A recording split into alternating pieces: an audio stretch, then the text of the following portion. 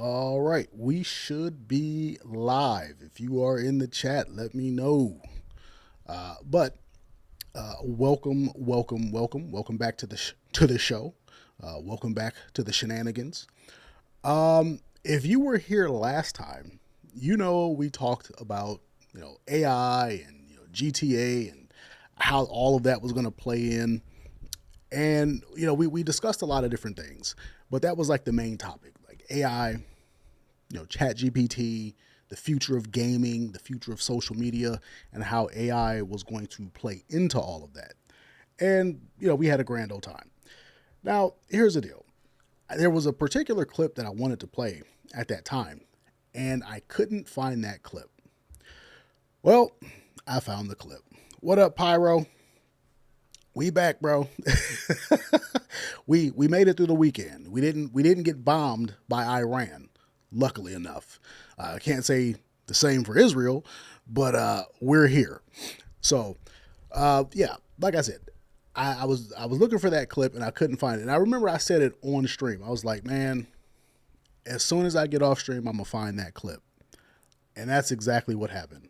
I got off stream and I was like, oh, there's a clip right there. So that's why we're kind of rehashing this.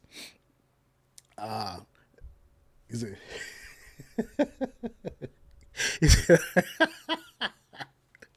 well, hey, don't crap your pants, man. Yeah, you can listen on your phone or turn the volume up or something. But here's the thing: we got a lot to get to today, and the two main topics that I want to cover is just basically rehashing the thing from last week about AI, because I really do want to hit this topic so people understand why it might be kind of advantageous for them to get out there and get some content going before the gold rush is over. And we're going to talk about social norms and how the social norms have, essentially, the social norms in America have essentially been eroded. Like there are no social norms, and in particular, we're talking about how men and women interact with each other, right? Men and women used to have like a social contract between the two of them that said, hey, I'm going to act like this and you're going to act like that. And that's how society goes. And that social contract kind of kept everybody safe. It kept people safe. It ensured that relationships could be formed. It ensured that kids were healthy and everything like that. But that's gone. And with it is all the safety and all the security and things of that nature. So we're going to talk about that too. There's a couple of things that just popped across my timeline that I found rather interesting. So that's what we're here for. Now, where are we at? If we go back to last week, if you guys remember, we're talking about AI. And I said there was a clip I wanted, and I couldn't find it, and I got it. So we're going to check this clip out.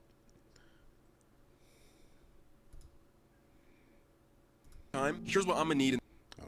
Since GTA wants to take their sweet time, here's what I'm gonna need in the game. First off, we got in-depth NPC interactions. I should be able to go to any NPC and have an in-depth conversation. Also, I'm gonna need these NPCs to have actual memories. If I swing on an old lady, I'm gonna need that old lady to remember my face, and next time she sees me, she needs to like clutch her purse or like start to call the cops. Next up, we got live in-game events. Stay with me now. Fortnite's been doing it for years. Okay, I feel like GTA could take it to a whole nother level. They could add natural disasters, music festivals, concerts, block parties. They can do a lot. But to go into every building, and they should look very different from each other. If I want to walk into someone's crib and cook some chicken Alfredo, I should be able to do that. I'm not asking, I am demanding crossplay. If I'm on PC and my homie is on console, it should not matter. We should be able to squad up. I'm gonna need me some social media in GTA 6. I should be able to connect my TikTok, Instagram, Twitter, whatever, and doom scroll as I please from GTA 6. I'm also gonna need to see some increased wildlife spawns. If you're from Florida, you know we got hella iguanas. I'm gonna need to see some alligators crossing the street all the time. We got hella ducks too. I'm gonna just need to see hella wildlife. Let me connect my Spotify account. If I'm driving around the city, I wanna bump my actual playlist. This is a non-negotiable. Y'all need to add this. And finally, we got an insane character customization, bro. I should be able to put myself in GTA 6, bro. Okay. I'm going to stop it there just so we can all see the list of things that he said he wanted. And in conjunction with what we were talking about, you guys can sort of start to see how AI would be infused with GTA. Keep in mind, the stuff that he's talking about, I think a lot of these features are available here and there with particular games, but all of these features are not available in any one game. Okay, like I think in like I think in like maybe like Madden or 2K, you can kind of sort of connect like your social media. And you can send like clips, like you can upload clips to your Instagram if you like dunk on somebody or something like that. Not 100% sure, but a lot of these features are available in certain games, just not all. The only way you could do this is if you had a massive, gigantic server that was just like hovering up all the power in the world. And like you would have to have a dedicated server just for that game. Like EA would have to, like the whole company would have to dedicate all of its resources to just Madden if you could do all that. So you guys start to see why it would be very complicated to do this. But I want you to notice what this guy listed. The first thing he said was he wants in-depth NPC interactions. And he went on to, he himself said, I want to be able to swing on an old lady and then she remembers that interaction. And then the next time I see her in the game world, she clutches her purse or she comes up and attacks me or like the cops are waiting for me or something like that.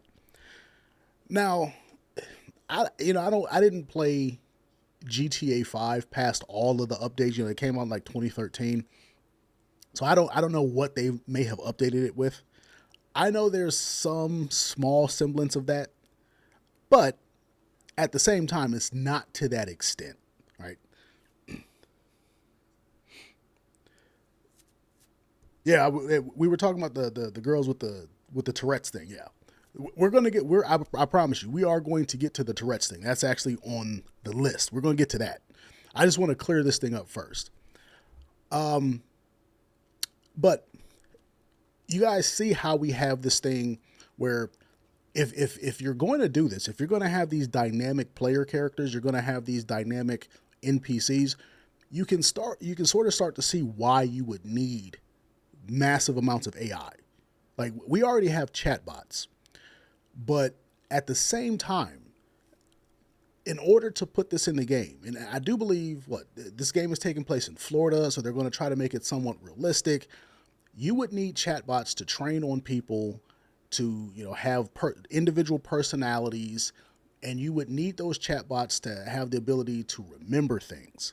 Well, that takes power. That takes a lot of resources from AI. But you see, and this is where I was talking about last week when I said, imagine you and everybody in the game can form your own squad. Like you guys can like squad up and you can like recruit people. I want you to think about this.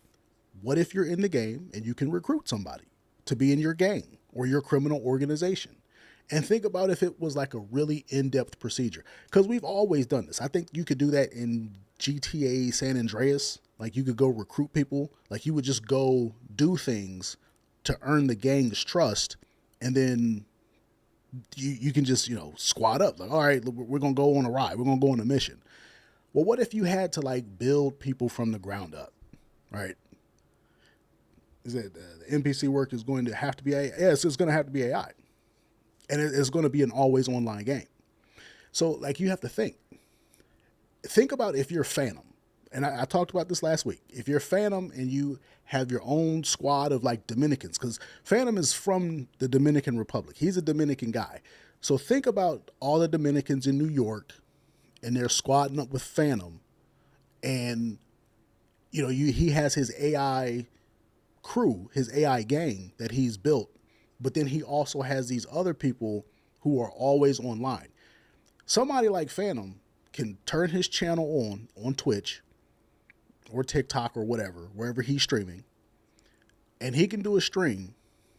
And then he say, all right, chat, I'm going to take the night off. I'm going to get back up. We're going to keep going. But his gang is still active doing stuff. They're protecting his turf, or they're running fades and drills and whatnot. They're robbing banks while he's asleep. And he has hired this person with real money because this is something that the game is going to allow you to do. You can either A, have an AI gang that's working for you while you're like sleeping in real time, or you can actually have people in your Discord server that you hire to be members of your gang, and they can go do the stuff. And at the same time, you have the AI gang members doing stuff. So you see how you get to this always online, you never get offline type of deal, right? And this is why I say, like, you have to think about it from that perspective. Because when we talk about AI is never going to be profitable the way people think. And I know this sounds crazy.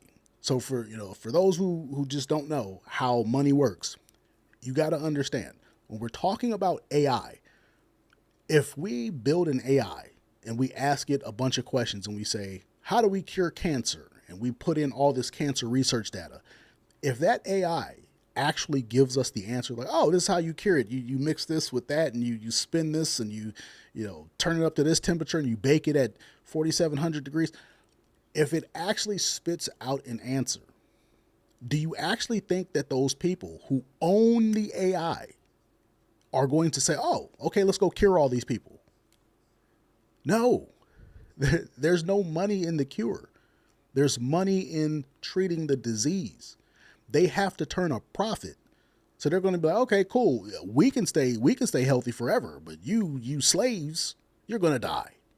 So the idea that AI is ever going to advance to a point where we are always online, or the idea that AI is ever going to advance to a point where we're solving meaningful problems, it's never going to happen. If you can come up with a way to mass produce food for drought-stricken regions of the world, they're not going to actually solve that problem. They're going to find a way to milk that, right? It's like charity. We all have seen different charities. You go to the grocery store and there's somebody, hey, can you donate to this charity? When you donate to a charity, there's so much overhead. Like, let's say you give $100 to the Red Cross or the Goodwill or something like that. That money does not go directly to the Goodwill. It goes to paying the people who do certain functions in the Goodwill. And there's actually like a thing, like if you sign up to say, oh yeah, I'll give you guys $100, they actually are required by law to tell you how much of your money is going to go to overhead. And most companies have a minimum overhead of 35%. That means if you give them $100, only $35 aren't going to make it there. And we don't know what they're actually going to spend that money on, right? So the idea that we're going to, solve problems with AI, just from a financial standpoint, that's false. Okay, I need you guys to get that. I need you guys to understand. We will never start solving problems with AI. We don't solve problems with anything. What problems have Google solved, right? We create problems and then we sell solutions, or we sell treatments to those problems. That's what we do in capitalism. So when I tell you guys that this game is going to be infused with AI, I don't know this for certain.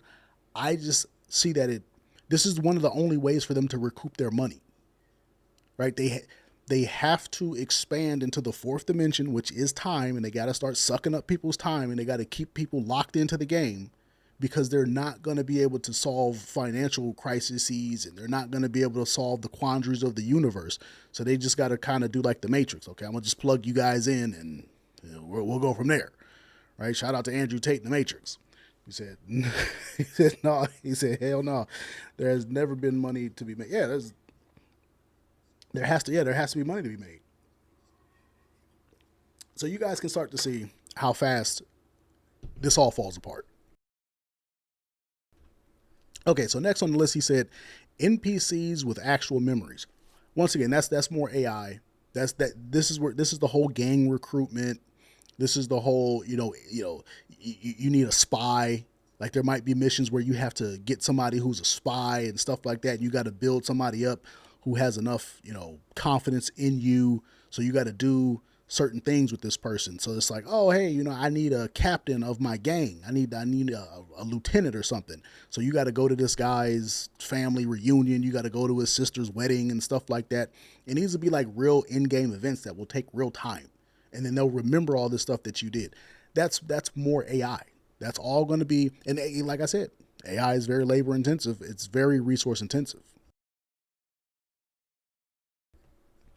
Now, it said live in-game events. This is a very odd one because we've all seen like, was it like Call of Duty? We've all seen like Arc Raiders do these live events. We've all seen them do stuff where, they're having a certain event and what they want you to do is play the game, obviously, and, hit certain checkpoints. Oh, get this many headshots, extract this much stuff. But I want you guys to think about this. I want you to think from the standpoint of a person like Chris Brown.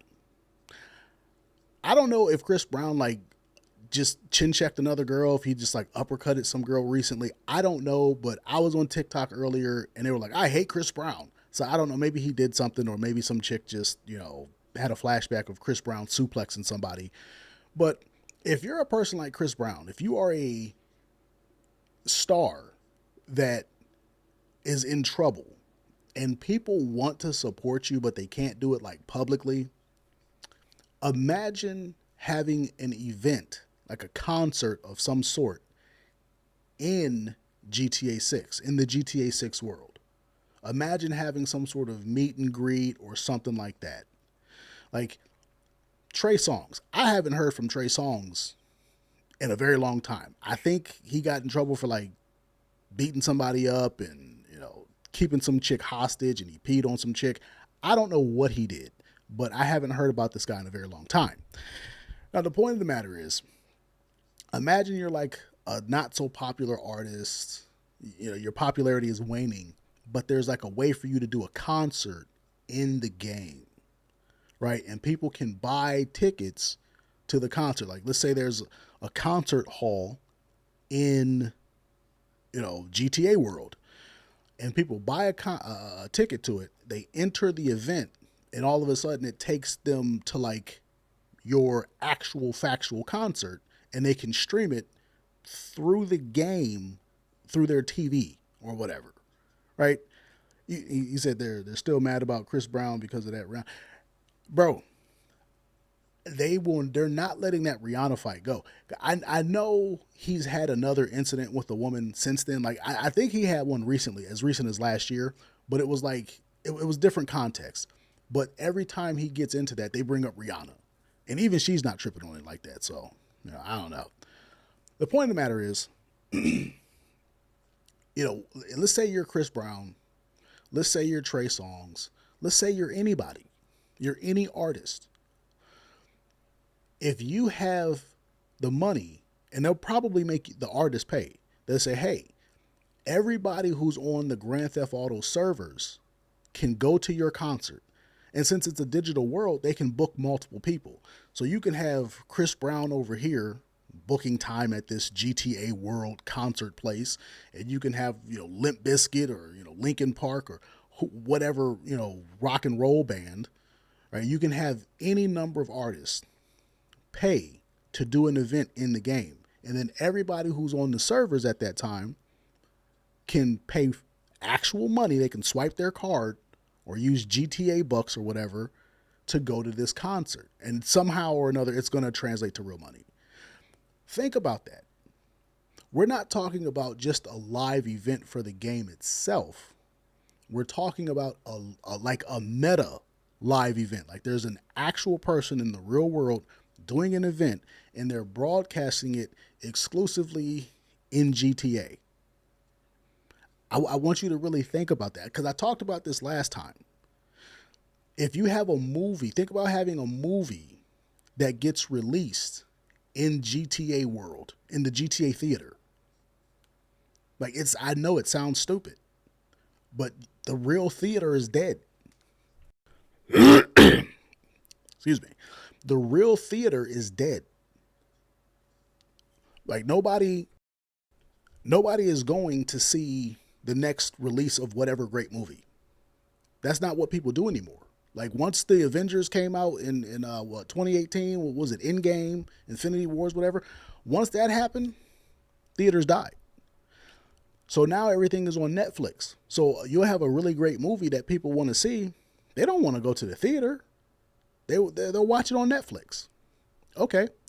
Well, think about watching that movie in GTA world. Like, okay, Kai Cenat. Kai Cenat is supposed to be in Scary Movie 6. I don't know when that's coming out. I think it's coming out sometime soon. But he's supposed to be in Scary Movie 6. What if Scary Movie 6 just so happened to be coming out inside of the GTA world? Like, you guys have to understand how marketing works. Like, if they can make this happen, and I don't necessarily know that they would need AI for this, but you understand why you might want to be invested in like future tech. And I think the future of tech, like, we're not getting the next great iPhone, we're not getting the next great device, right? We are in a service-based economy. It's all about what service can I provide to these people? How can I suck up their time? That's what it's all about.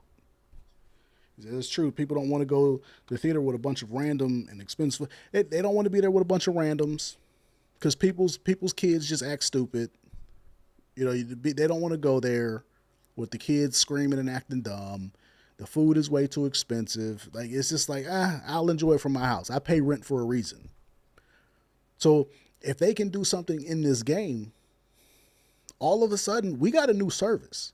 Because the iPhone is never going to revolutionize the game. What the Galaxy S25 Ultra, S26 Ultra just came out.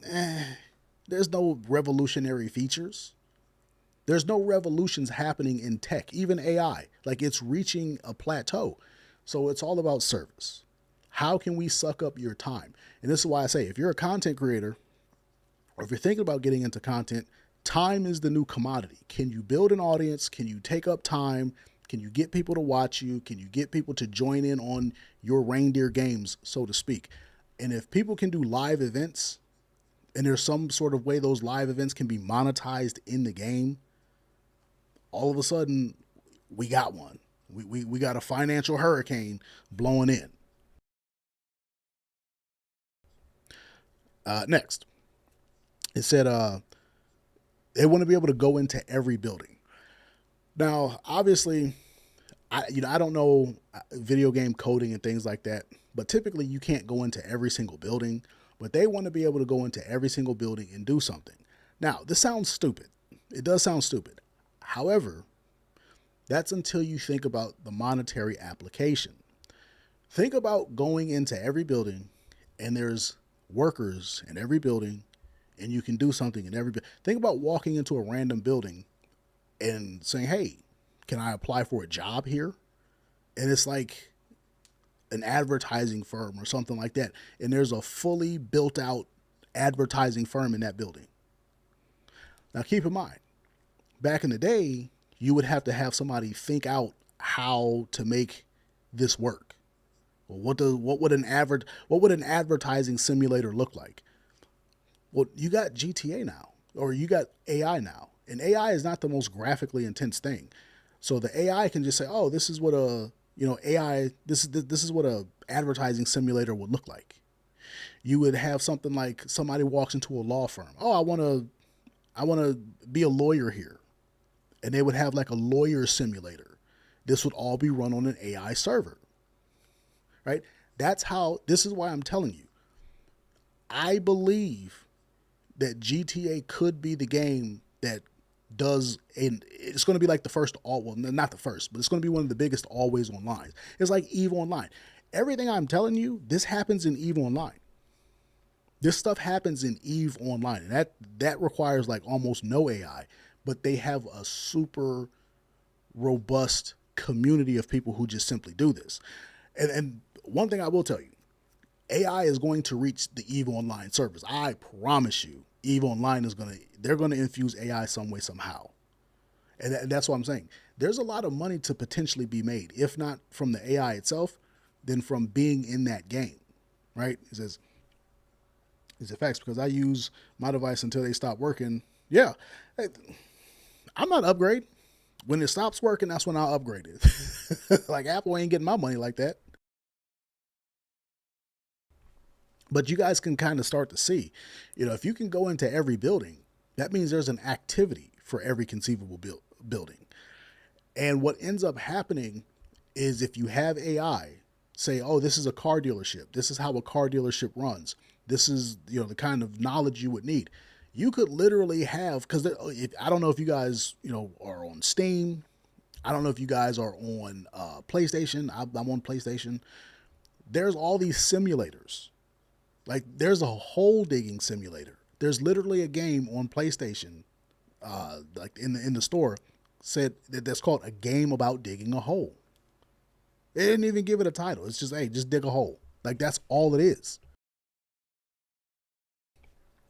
I think everybody's heard of Only Up, where you just you climb, right? It's a climbing simulator. There was a game that came out recently called Baby Steps, where you like every movement of this person's body was on the controller, like left foot, right foot, left foot, right foot. Right. There's a walking simulator. Like there are driving simulators. There's no reason why GTA cannot infuse simulators into the game itself if it has the processing power and it has the servers on hand and it has AI to kind of build these levels out. So if you have all of this, you see how you can potentially make money, right? Like you're going to have, like we already have influencers, like you have TikTokers, you got YouTubers, you have gamers. But what happens when GTA becomes the first game to have games within a game, right? If you've ever played GTA, you can go to like the firing range. I think San Andreas, you could literally go to certain stores and there were like little arcade games. Like, so you could play like Pac-Man or like Space Cadet or whatever. So that's a game within a game.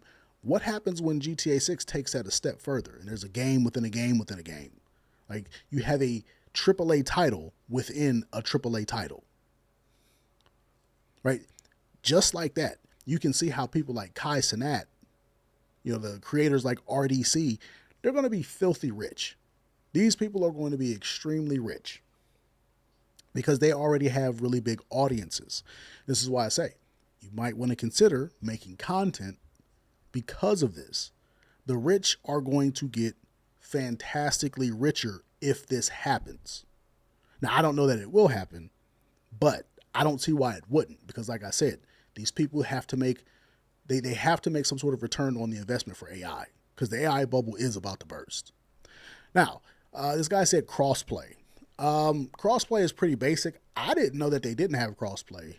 That's more of a issue of like cheaters. Like, how do you keep people from cheating? If I'm on Xbox or PlayStation and somebody else is on PC, how do you keep people from cheating?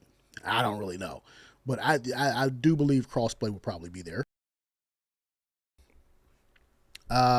Social media. Okay, so now this was the big one that I was talking about last week. When it comes to social media, you have to start thinking a little bit outside of the box. You have to think from the standpoint of it's not enough to just post clips. Like, what happens when you can literally infuse the social media with the game? Like, the way I see it is the standpoint of streaming, right? Most people stream, like a lot of people stream on Twitch. A lot of people stream on, I don't know that many people who stream on Instagram Live, but some people do. I don't think I've ever seen somebody game streaming on Instagram Live, but people, they game stream on, YouTube vertical. They game stream on obviously TikTok. So if you have this feature, this is where, for me, the whole, OBS comes into play. I don't see why people would not have that OBS feature. I don't see why GTA wouldn't just have GTA Studio, where all you would need is a mic and a camera, and you can just go live just like that. Boom, you're live. I don't see why it wouldn't be that way, right? So now keep in mind, I don't know that it will be that way. I don't know that it won't be that way. I just don't see why it wouldn't be, right? Like, why would you not take advantage of that if you have the ability to do so?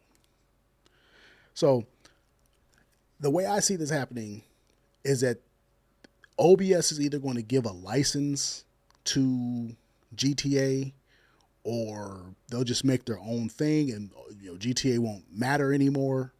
I don't really know, but I think it's an exciting thing. I think it's pretty useful. I think it's they're leaving money on the table if they don't do this. So you can sort of start to see why they would do it. Why let Streamlabs and StreamYard and Restream and all these other places suck up that money if you can have an exclusive deal with Twitch, with TikTok, probably not YouTube because YouTube doesn't really do too many deals with people, but whomever, right? And you can get people to do that. So I have a love-hate relationship with OBS, but it is easy to use. Yeah, OBS it's like the OG in the game. It's like it's the one thing where it's constantly being updated. It's easy enough to use, and when things go wrong, there's like a huge community to help get stuff back on track. So it's like it's hard to argue with it. So I wish it was I wish there was something better, but for right now we got OBS. Increased wildlife spawns.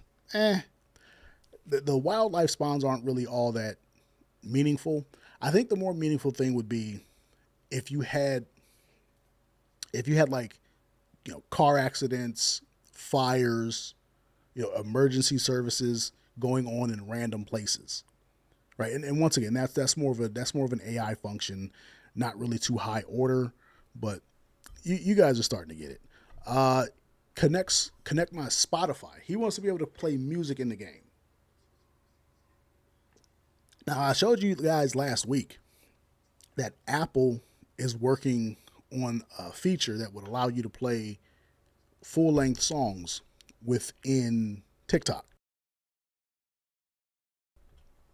So he's basically saying the same thing. And this is why I mentioned that, because I had seen this video before and I didn't know where I put it. But yeah, Apple wants to already, do something like that. So you're gonna see somebody. I don't know if it's Apple. I don't know if it's Spotify. Because like I told you last week, Apple is not necessarily fighting for your attention. You have an iPhone. They already have your money. They already have your attention.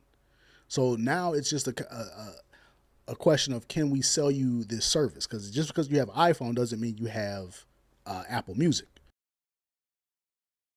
or an Apple Music subscription.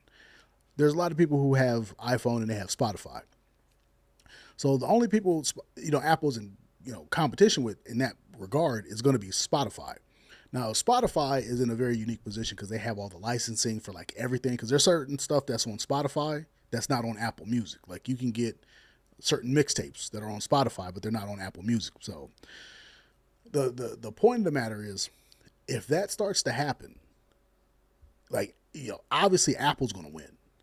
And like I said, the entertainment factor is just crazy. And this circles back to the whole conversation about, concerts and different musical events that happen in the game world and everything like that.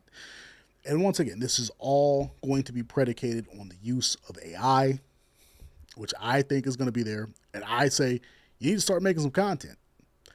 I am digging into all things Grand Theft Auto, and if this happens, I'm on it. I'm gonna be on Grand Theft Auto all day. And then he said, insane character customization. He wants to be able to put himself in the game. I don't see why that wouldn't be a feature. Honest to God. You have to think. If you can do like a face scan, maybe a body scan, voice scan, you put yourself into the game and then you have all that stuff going on. You got to really, really think. Why would people not do that? Could you imagine, Kai Cenat or Phantom or whatever streamer scanning into the game, and then you can literally do a meet and greet with that person? They're literally talking to you. It would be the most parasocial thing ever. These people already have super parasocial relationships with these streamers.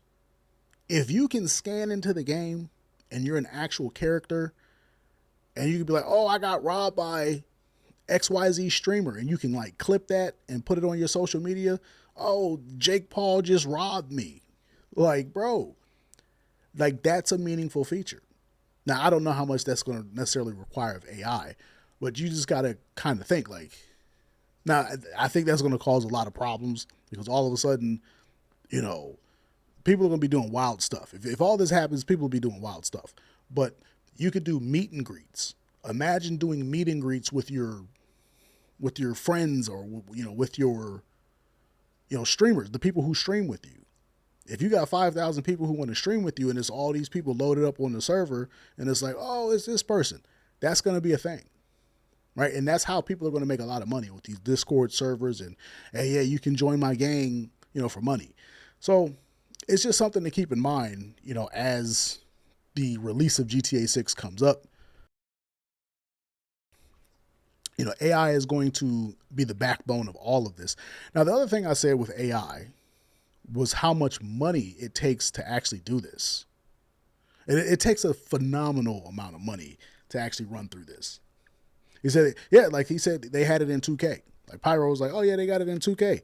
So think about what happens when they refine this. Like once they refine this, it's over. Oh, it's game over. Your use of AI is killing the planet. Asking ChatGPT to write one email is the equivalent of pouring out an entire water bottle or powering 14 light bulbs for 1 hour. AI runs on servers kept in hot data centers that need water to cool the equipment. It also requires a lot of energy to run these servers. One ChatGPT request requires nearly 10 times as much energy as a Google search. By 2027, AI could use the amount of electricity that Argentina uses in a year. Fossil fuels are the main source of energy used to power AI. Google's greenhouse gas emissions have risen by 48% in the last 5 years due to AI energy demand. So next time you use AI to write an email because you're too lazy or generate an image for a meme, think about the impact on the environment first. Your use of AI. Okay. So AI is destroying the environment. Captain Planet would be rolling in his grave or whatever. I'm not a data scientist. I've worked with data and I know doing this kind of stuff is very labor intensive. I know like when you have like regular data centers, these data centers suck up an extremely exorbitant amount of power. It's absolutely phenomenal. But what this person's talking about is like how much water it uses. And if you game on a PC, you know that if you have like a 40, 60, a 50, 80 or whatever, if you have any of these things, you know how intense the power draw is on certain, gaming cards. I don't know if you guys remember back when we were doing, well, not we, but back when people were doing, they were doing like Bitcoin mining, maybe 10 years ago. Everybody was trying to mine Bitcoin and they had these giant server farms with GPUs because the GPUs have all this processing power. And people were just buying up these GPUs. And it got to the point where the GPUs had tripled in price because everybody was buying them up. And it got to a point where it was like enough Bitcoin had been mined to the point where it takes you too much power. The amount of power you're going to put out to mine even a portion of a Bitcoin it wasn't worth it. Like you're going to be paying thousands of dollars in power and power bills and whatnot. So, Elijah said, an entire economy built around personal hobbies that are otherwise useless is not a sustainable economic model. It's not. It's not. But at the same time, you have to think, people are putting billions and billions of dollars into AI. They want to get their money back, and you have this population of people that are consistently online and they're streaming and everything like that. Like think about it. Think about if GTA 6 would have dropped during the COVID lockdowns, and think about if we had AI at that time. Like think about infusing AI with GTA 6 during the COVID lockdowns. Everybody's locked down in their house. You can't go no place, nowhere. You might as well get on that game and do stuff. And see, here's the thing. From an economic standpoint, money's not necessarily real. What people care about, what the banks care about, what the system cares about is cash flow. Can we keep cash moving around? So if we have GTA and it's online and there's AI and there's all this stuff going on, if $1 billion enters that economy and it keeps going around, everybody gets to touch some of that money. Well, now you do have an economy, and it is somewhat sustainable, right? It's somewhat sustainable. Now, it's not sustainable long term. It's certainly not sustainable long term. But you start to see how people can be fooled into thinking that it would be, right? And that's the whole thing. It's all about perception. It said it's true. It's a reflection of the time period we all live in. Yeah, it's just a reflection of the time, right? People don't realize that they're living in a delusion. And I would tell you, if you can clearly see that this is a delusion, either A, avoid it, or B, use it to get yourself, and your family in a better position, but then like don't be consumed by this stuff, right? Like I said, like Iran is bombing Israel and Israel's bombing Iran and America's like in the middle and all sorts of shenanigans is going on. Russia's at war with Ukraine. I mean, I think at this point it would be kind of foolish not to call it a world war because all the world powers are beefing. All we're waiting on is for China to try to take Taiwan. Right? So I don't know what might happen. We might all get turned to ash next week. Like it could happen. But if that doesn't happen, I believe what's going to happen is the economy might get to a point where it's so bad they need to lock everybody down to avoid crime. And they're going to be like, oh, here's GTA. Like anything could happen. Like anything could happen. Now, the counter argument to this, and I'm going to show you guys the counter argument just so I can actually prove the actual argument. Remember, this woman is saying that the data centers use an absorbent amount of power. But there's a counter argument to this that's so ridiculous that it actually kind of proves her point. That are going into the data center. The amount of natural resources that are going into the data centers, the amount of water, the amount of... Water is totally fake. It used to be true. We used to do evaporative cooling in data centers, but now that we don't do that, you see these like things on the internet where don't use ChatGPT, it's 17 gallons of water for each query or whatever. This is completely untrue, totally insane, no connection to reality. What is fair though, is the energy consumption, not per query, but in total, because the world is now using so much AI, is real, and we need to move towards nuclear or wind and solar very quickly. Okay, I want you guys to realize who this is. This is Sam Altman. He's like the founder of OpenAI. He's like one of the AI bigwigs, super ultra mega billionaire. I guess he could buy the moon if he wanted to.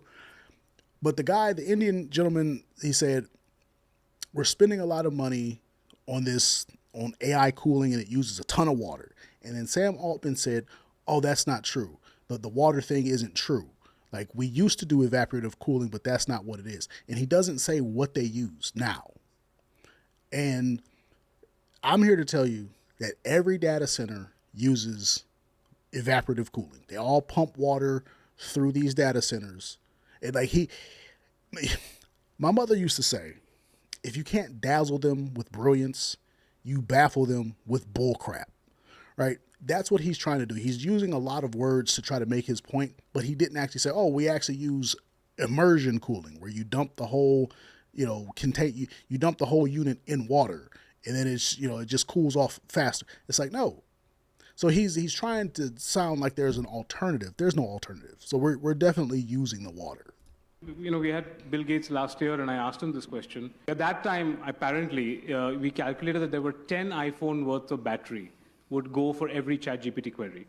And now it's come down to one iPhone or 1.5 iPhone battery life's worth of energy for every ChatGPT query. Is that correct? There's no way it's anything close to that much. It's much less than that? Way, way, way less. Okay.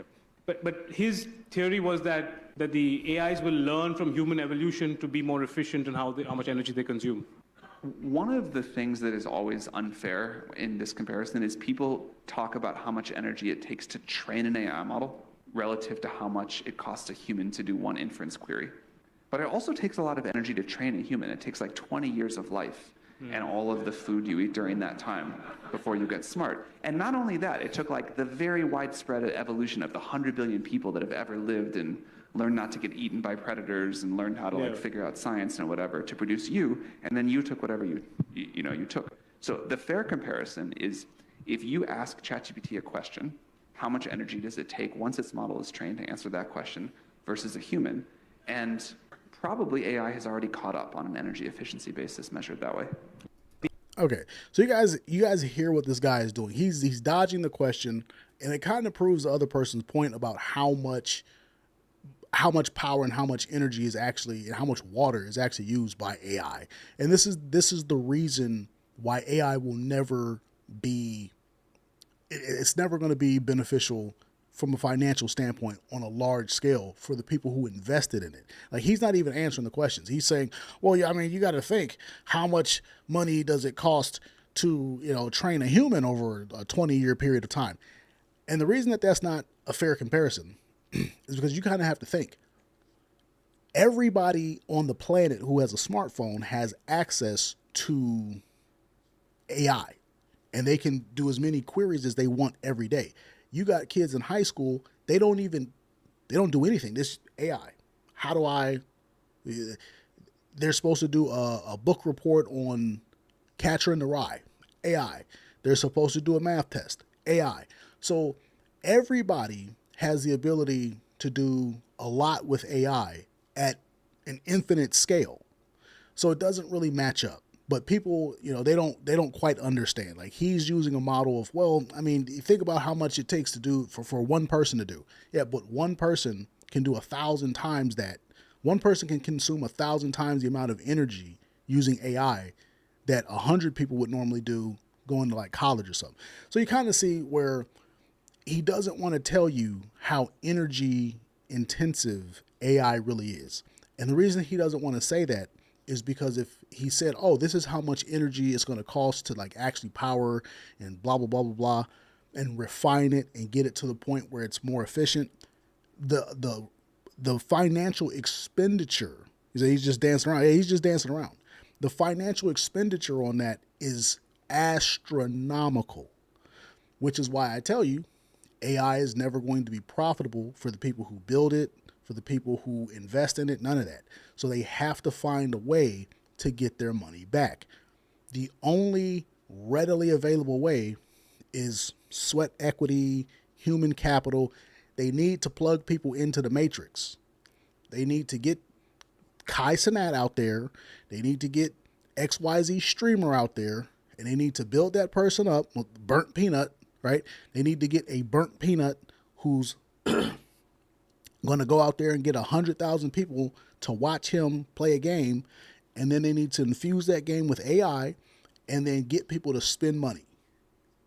I mean, you got to kind of think about it. I don't know if you guys know who Burnt Peanut is.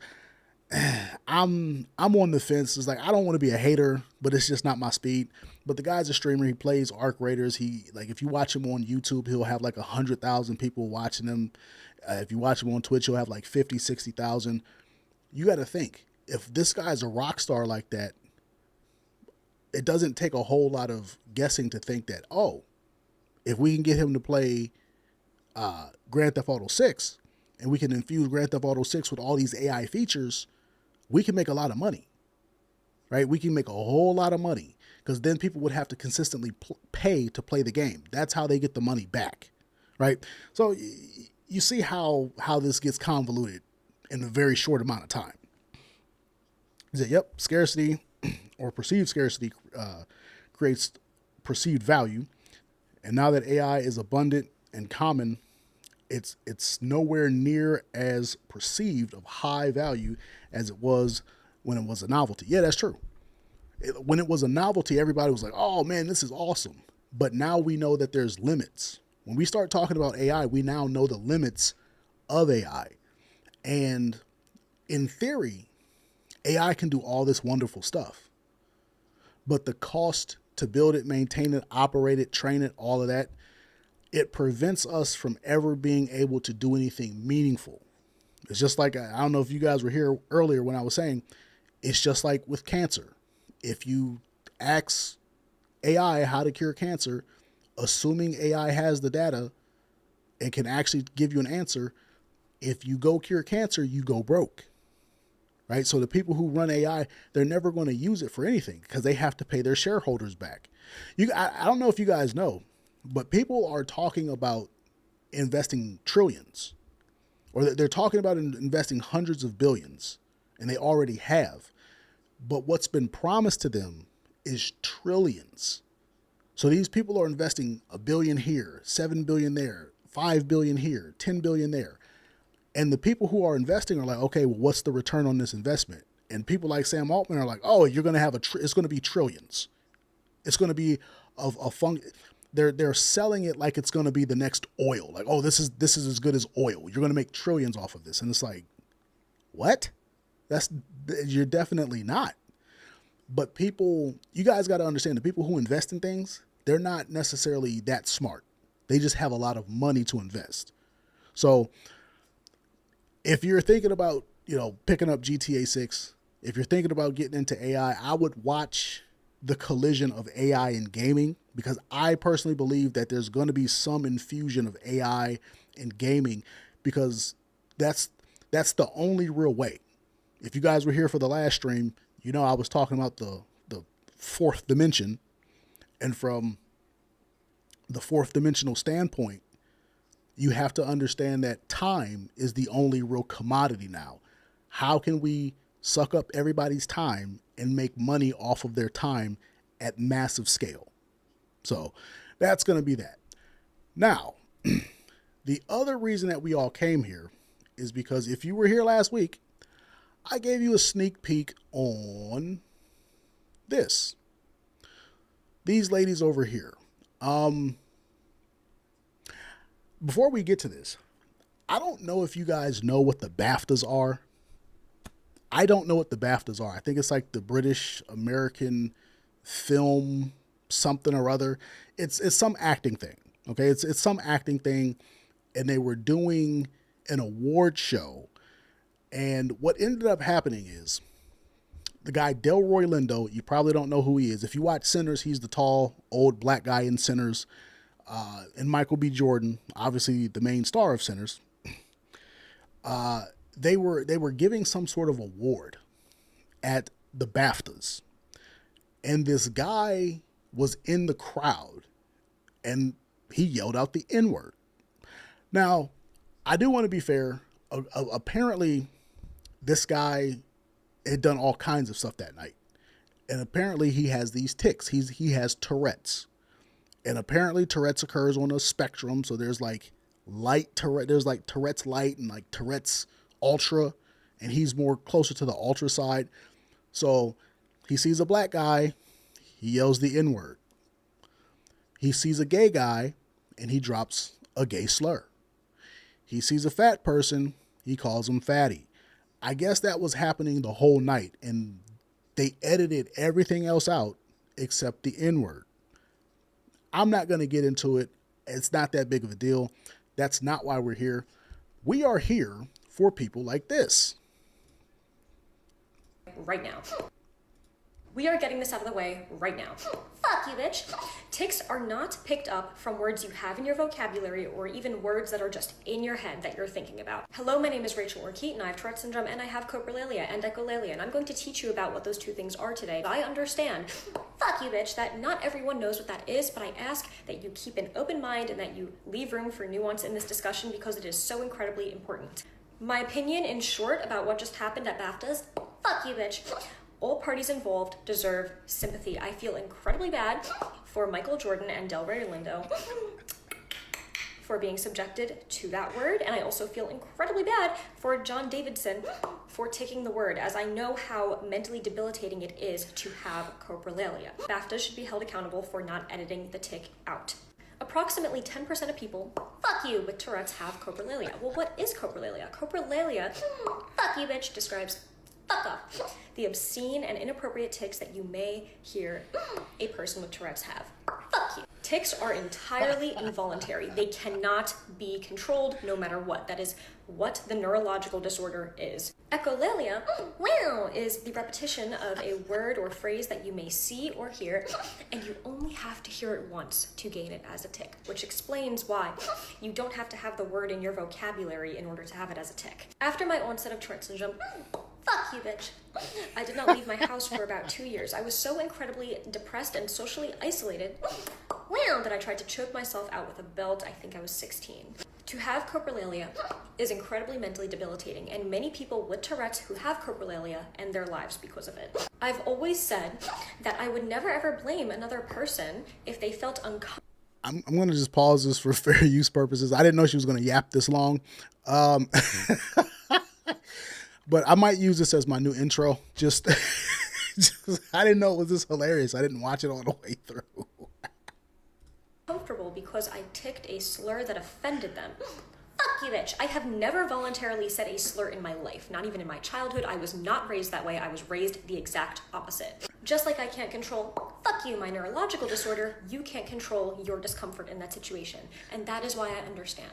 But to label a person with Tourette's a certain way, wow, because of what they cannot control, or to say that you're going to harm them physically is never, ever, ever acceptable. It is also not acceptable to go and invalidate the feelings, wow, of black people for hearing the N-word on television when it absolutely could have been edited out, and it should have been.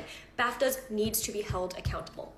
Fuck you, bitch. It's okay if you didn't know this before. I'm glad you do now, and I really appreciate, well, you all for listening to what I have to say. Remember, you are not a neurologist and you don't have Tourette's, so you don't know what you're talking about. So please listen to the ones, well, who know. We are getting... Okay. That was Rachel somebody or other. She has Tourette's. And she's explaining the situation. This guy is... I'm not going to go on a deep dive about Tourette's. He said there was one who said she was going to do a charity stream. Being silent is, oh, she going to fail that for sure.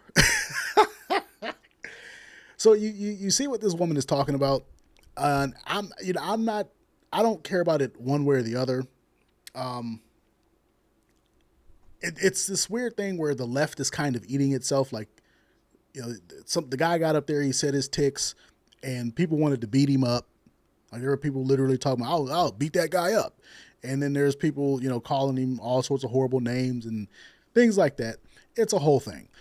The point of the matter is I want you guys to just kind of focus on the person, okay?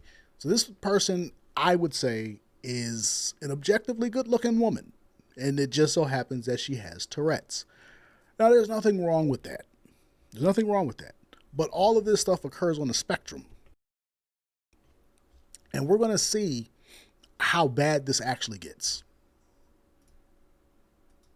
I am going to be doing a sponsored silence stream tomorrow for Rise Above the Disorder, which is a charity that helps people with mental health issues get fucked to afford therapy, among lots of other cool things. And I feel like they make a really big difference in the world. So I am quite excited to raise some money for them. And I don't know how well I'll do at staying quiet, if I'm honest with you, bitch. But we'll see. And hopefully I'll see you there. Hi! I am going to be doing... Okay, so this is Sweet Anita. She's a streamer, and she's a pretty big streamer. And she's famous because obviously she's a good-looking woman. She has Tourette's. She was like one of the first like Tourette's chicks, and she has a very large testicular region, shall we say. So that's like her whole claim to fame. And that's kind of why we're bringing all of this up. We're bringing all of this up because you guys have to realize there used to be, and keep in mind, the whole point of this second half of the stream is she just says she's not very sweet of disposition. I'm not here to judge the Tourette's people necessarily, but the reason we're talking about this is because you kind of see a central theme. This chick is, you know, she's got her tics, but she's also a very good looking woman. This chick, she has her tics. She's a very good looking woman. Then there's this chick. Cutest thing whenever I go to speak, and somebody's just totally taken aback by my accent. They're like, wow, I didn't expect that. I'm like, I know, baby. I mean, I just. Now, she's not ticking out in this video. This chick is an OF chick, so I didn't want to go too far on her IG, because a lot of times she's not wearing appropriate stuff, so I don't want to get like the stream deleted like right off the bat. But the point of the matter is, she's a good looking woman. She's got the makeup going. She does have Tourette's. It's not as severe as the other people, but she has like all these neurological things about her. You know, I don't want to be too, harsh in how I talk about these people, because YouTube will snipe you. The point of the matter is, all of these women have something wrong with them just a little bit. Just a little bit. And the thing is, you go from these two down here, right? You go from these two down here to this one, who is on OF. Now, the question becomes, when is it appropriate to embrace your sexuality as a woman? Vice, when do you need to scale it back for the sake of other people who might have your affliction? Because like I said, like, these women are all good looking, but what about the neurologically challenged women who are not good looking and they're like more severe on the spectrum? What happens when we allow one group of potentially neurologically challenged women to sexualize themselves? What does that do for the other group? And the reason I bring this up is because of this. April 15th. We just fell in love, we dated for 5 months, and that's basically it. That's how I feel with Carter. Like, from the moment we met, like, I knew. There was just like... This is Paris Hilton. I don't know if you guys remember Paris Hilton. She was basically Kim Kardashian before Kim Kardashian. Quite literally, Kim Kardashian was like her stylist before Kim Kardashian got big. And she's doing an interview with this lady who has Down syndrome. Now, I'm not an expert. I'm not an expert in Down syndrome, and I'm not going to laugh at the Down syndrome community. I do know that there is a spectrum of Down syndrome. There's people with like severe Down syndrome, and then there's people with like not severe. And I think this chick, she has very light Down syndrome. Like, it only affects her speech and her facial features. If you notice, if you guys know who Shane Gillis is, he talks about Down syndrome all the time. He has a whole funny bit about it. People with Down syndrome they all have the same kind of face. And like I said, I want to approach this topic very lightly, with respect, because I don't want to be like, oh, that guy, he's an awful person, he was talking about Down syndrome. I don't want to seem like I'm bullying. But I think Down syndrome affects people like sort of neurologically. It affects them developmentally, and it affects their speech. Of course, there's somebody down with that. I'm not reading that. I'm not reading that. But this lady has Down syndrome, and she went like super mega viral because she was in like a commercial, or she did a TikTok where she was saying, I have Down syndrome, so you assume I can't drive, so you don't let me drive. I have Down syndrome, so you assume I can't have sex, so you don't try to have sex with me. I have Down syndrome, so you assume I can't drink alcohol, so you won't serve me a drink. And the whole thing was about her exerting her independence as a woman with Down syndrome. And the problem I have with this is, where does this end? Like, what is the logical conclusion? I don't think women understand the logical conclusion to this. He said, neighbor with Down syndrome, he had a great disposition and a big heart. Yeah, people with Down syndrome are like awesome people. They're always in a good, I won't say they're always in a good mood, but that's like one of the things. They have big heart. They're great people, right? And, a lot of times, they're not necessarily aware of the evils of the world. And this is why I'm talking about this.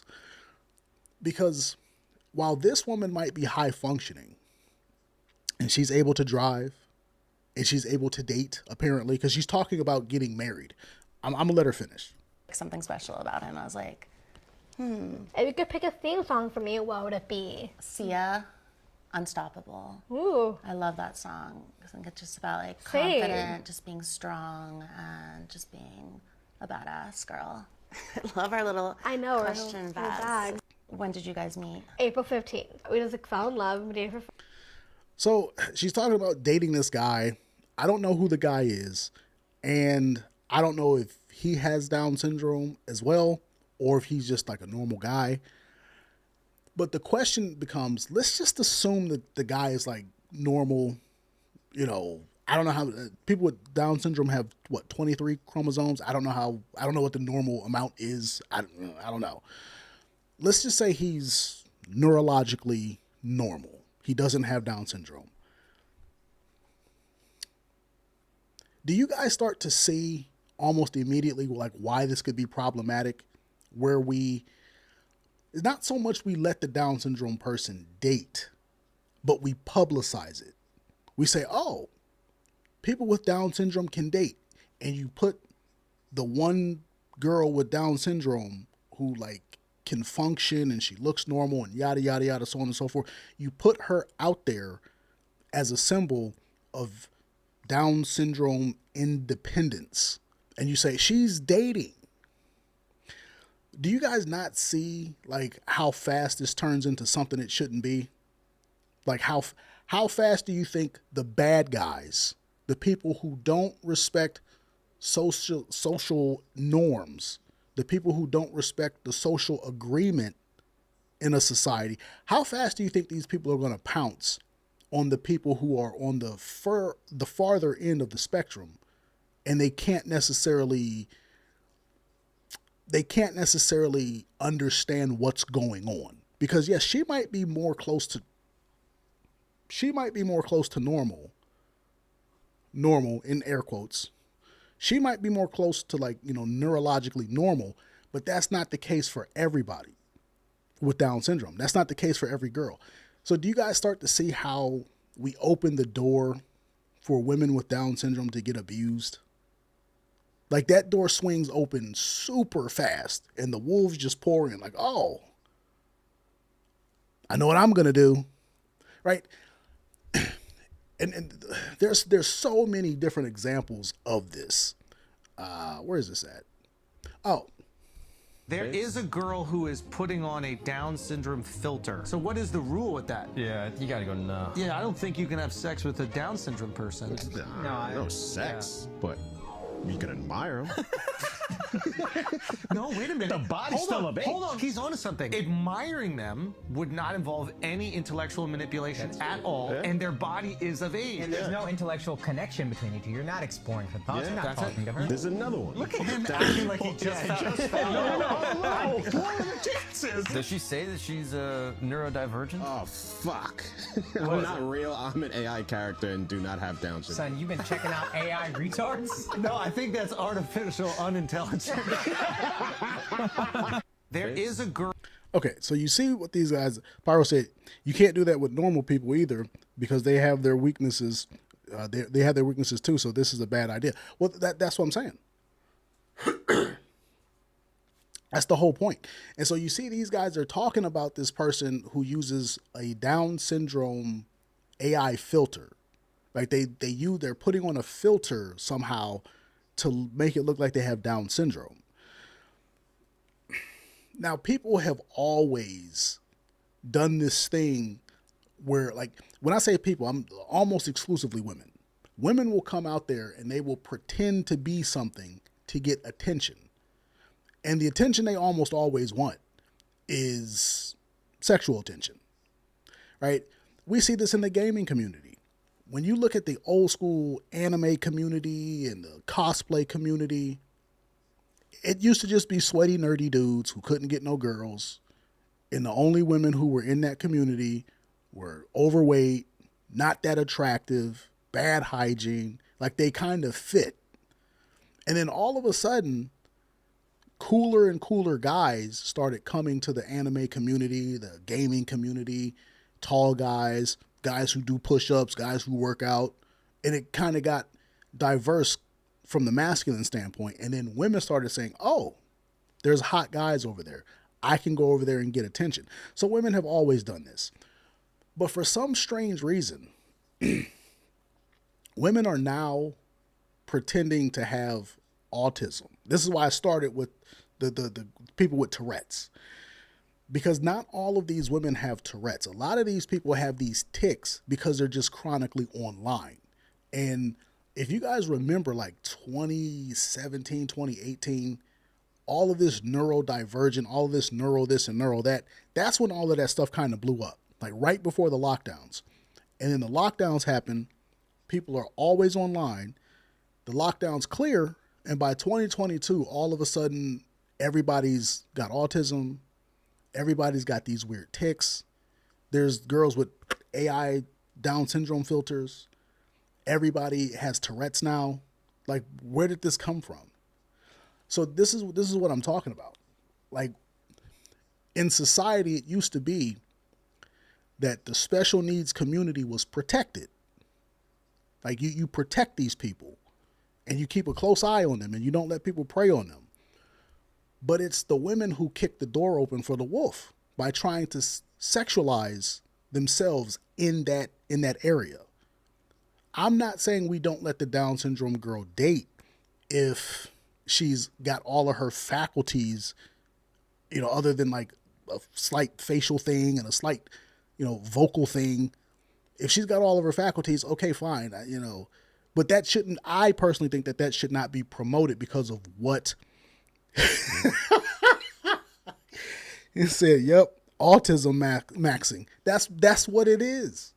These people they're autism maxing, they're Tourette's maxing. It's like, bro, what are you doing? Like, this isn't something we should put out there because of how it can get abused. Now, obviously, it's going to be men who abuse it in terms of someone getting hurt, because when someone is intimately assaulted or attacked or anything like that, it's almost always a man to a woman. And I'm not excusing any man who does that. But are we not going to talk about how women kick the door open and just let the wolf in? It's like they chum the waters and just say, okay, where are the sharks at? You can't chum the water and get in and think you're not going to get eaten. But that's what women are doing.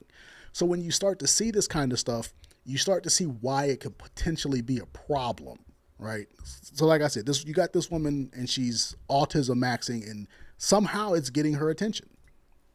Now, this is the other reason that it becomes a problem.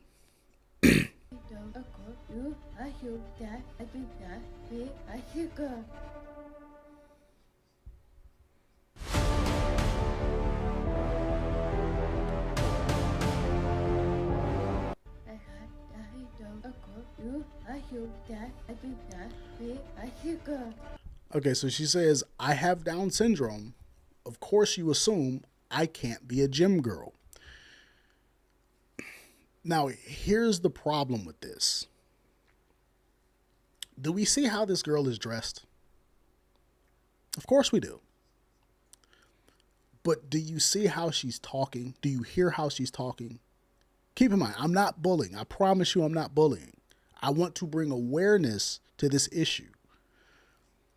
You hear this girl talk and you can barely make out what she's saying. I'm going to play it again.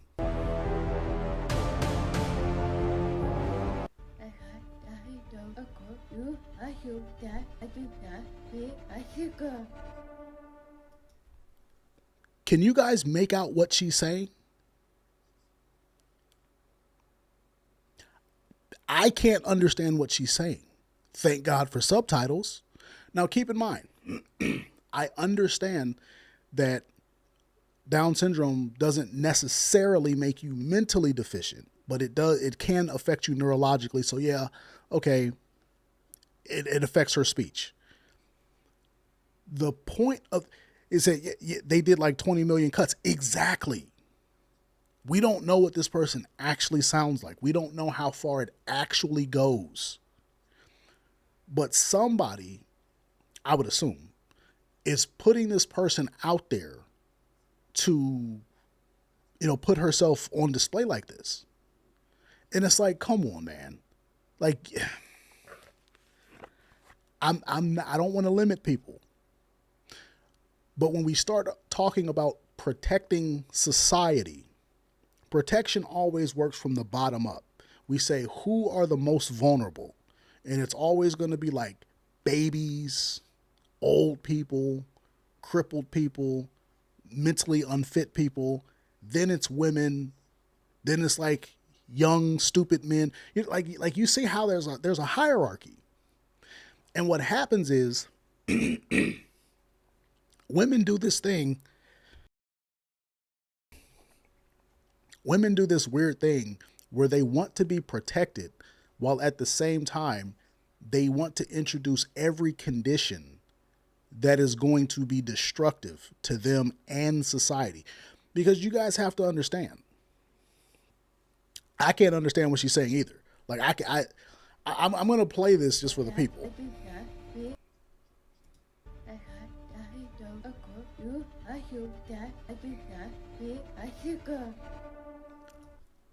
Like, shout out to her. Like, I'm not hating on her, but let's just be realistic.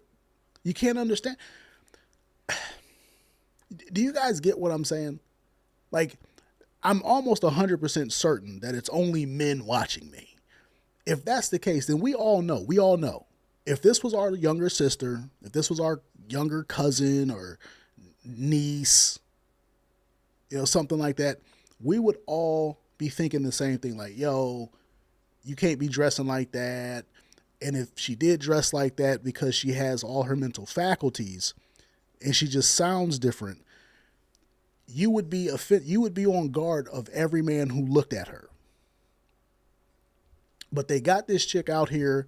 She's doing these workouts, and every workout that she's doing, well, the workout that we see, this is a workout designed to maximize the sexual regions, the buttocks, the thighs.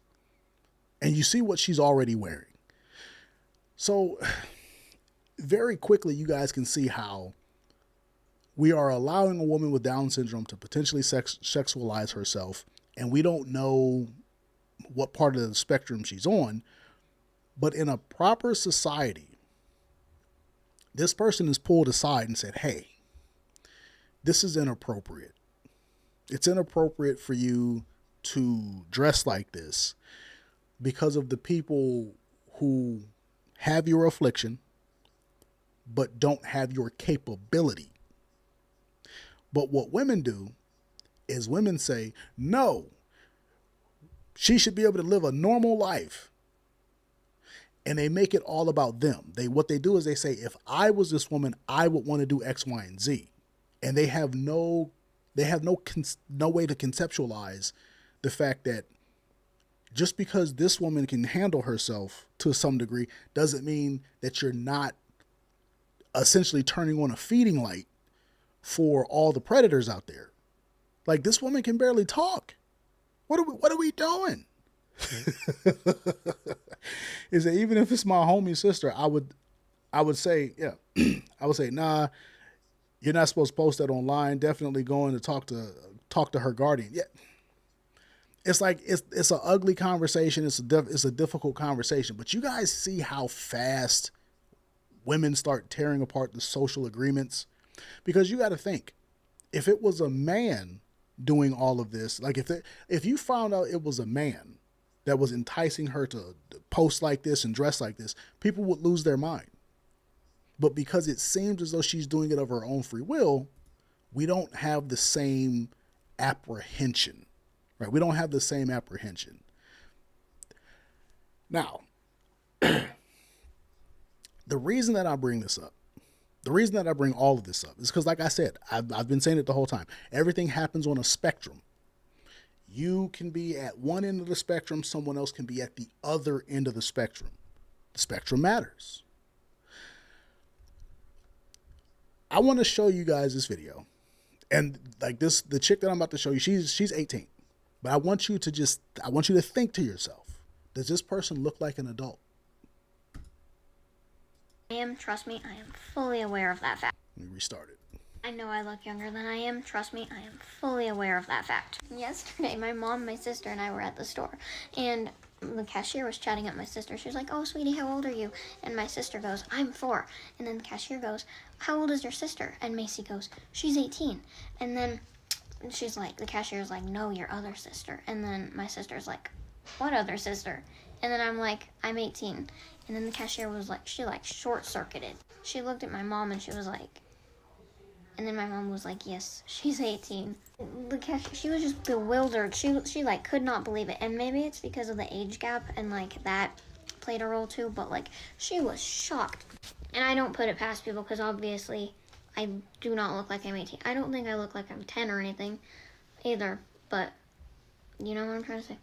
I don't even really get offended anymore. It's more just annoying. When it really gets me is when I'm trying to do something serious and then people don't take me seriously or they think I'm naive or something because I look so young. Like the don't judge a book by its cover thing, but people always judge. Like, that's natural. That's a very natural thing, right? It makes it harder for me to like build credibility or for people to trust me or for people to actually understand that I know what I'm doing or, you know, it gets tough sometimes. Which brings me to this. Bucky, the #1 comment I get on my videos is "How old are you?" Which makes me really wonder, why does it matter? I'm genuinely... And that's the point. That's the whole thing. Okay. So this woman, by no means, he said, "Hell no, we're no island boys." Nah, we're not. See, this is that weirdo stuff that I'm talking about. Now, this girl is 18. She goes to a store with her younger sister who's 4, and the cashier doesn't see very much delineation between her and a 4-year-old. The cashier thinks she's really young. Now, I don't know if she has like a thyroid issue, a kidney issue. I know there are like thyroid and kidney issues that will prevent you from like aging properly. Like you won't look the way you're supposed to look. Gary Coleman had it. There's some other people who've had it. You can hear it in her voice. She doesn't even sound like an adult. She sounds like an 8-year-old. But she's 18. Okay. I want you to compare this. And keep in mind, I want you to think about this as if it's your sister. You are 20-something years old, 25, 30, whatever many years old. It says she likely has a growth and aging disorder of some type. Yeah, that's what I think. Think about this being your sister. And like you're 10 years older than her. She says she's 18, so you're almost 30. You're 25 or something like that. Whatever. I want you to think about all the things you would think as you watch your sister go from 8 to 12 to 16. Now she's 18. She's obviously going to try and date. Do we not instantaneously see what kind of men are going to be attracted to her? Like, sure, there's a normal guy out there. I'm sure there's normal guys who will see her for who she really is and yada, yada, yada. But if you say, "Oh, I don't know what this girl's name is. Let's say her name is Sarah. I'm Sarah. I'm 18, 19. Do you think normal, well-adjusted guys are going to go after her? Or do you think it's going to be the Diddy's, the R. Kelly's, the Epsteins, the weirdos? Do you know what kind of fantasies people can play out with a girl who looks like that, even though she's 18? Now, this girl is completely fine, apparently. Like, she doesn't have any neurological issues. She doesn't have Down syndrome. You know, she's graduated high school, all of that, blah, blah, blah. But then you compare that to the girl who does have Down syndrome. And it's like, okay, so on one hand, we have the girl who has Down syndrome, but she functions at a really high level. So we kind of let her sexualize herself and put herself out there. And on the other hand, we have the girl who's 18, but she looks like she's 10. And people ask her online, "How old are you?" And then she says, "Well, why does that matter?" And she doesn't understand why they're asking that. Now, obviously they can be asking it because she does look very young, but they're also asking it because they have a predilection in their mind. There are some women who just based on how they look, you're going to attract the worst possible guys.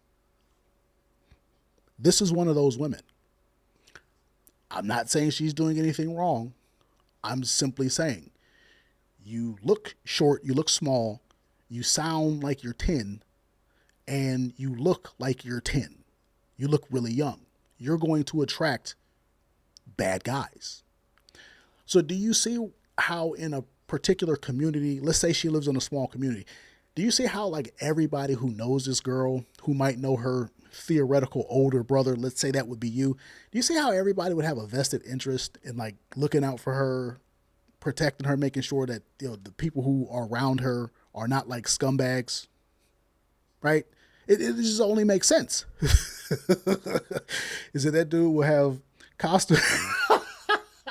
Is it that dude will have costumes for her, and y'all know what type of costumes I'm talking about? Exactly. He said the type of ninja who should not be within 1,000 feet of a school. Only the worst kinds of people. Like, I'm sorry. You know, it's just like the really hot girl. Like, there's always that girl at high school that you know, and she's like, she looks completely normal, but she's like 16, 17, and she's like fully developed, and she looks 25, and she gets all the wrong attention. Like, we see those girls all the time, like, especially now that, you know, it's steroids and all the food, and, you know, all the girls are like powerlifting. They all go to the gym, and they're building themselves up, so they look different. Like, they're built like adults when they're like 15 and 16. So we all see those girls. So in a proper society, you know, we keep an eye out on our women. We protect the women, we protect the kids, we protect the old people, the vulnerable, the special needs. But what happens when you have girls like this, and then there's the girls like the Tourette's chicks? Let's go back to the Tourette's chicks. What happens when you have these Tourette's chicks talking about, oh yeah, go out there and dress how you want, embrace your sexuality, all of this, all of that? What you end up doing is, and keep in mind, I'm not saying that girl shouldn't date. I'm not saying she shouldn't have a normal life, but there has to be a real conversation had with this girl here. There has to be a real conversation had about how she looks and what that's going to attract. And when men run society, we're going to be like, all right, fellas, let's gather up. Let's talk about this, and let's just have the ugly conversation. Let's hurt the feelings, and let's just put it out there so nobody gets hurt. And we would have the conversation. But because women have very prominent voices, they get to scream you down. And what you'll notice with women is when they don't like what you're saying, when you address a concern like, hey man, you know, it's not appropriate for her to dress like that, or for her to look like that, or for, you know, us to allow her to conduct herself a certain way. What they'll say is, why? Do you think you would be enticed by this person? They put it on you. When you try to protect them, when you try to protect women from the predator, they make you the predator.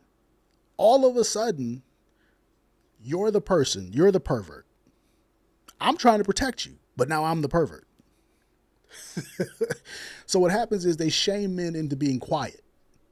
They shame these men into being quiet. And so now nobody speaks out against the evil. Now, to this point, we have talked only about people who are normal or semi-normal.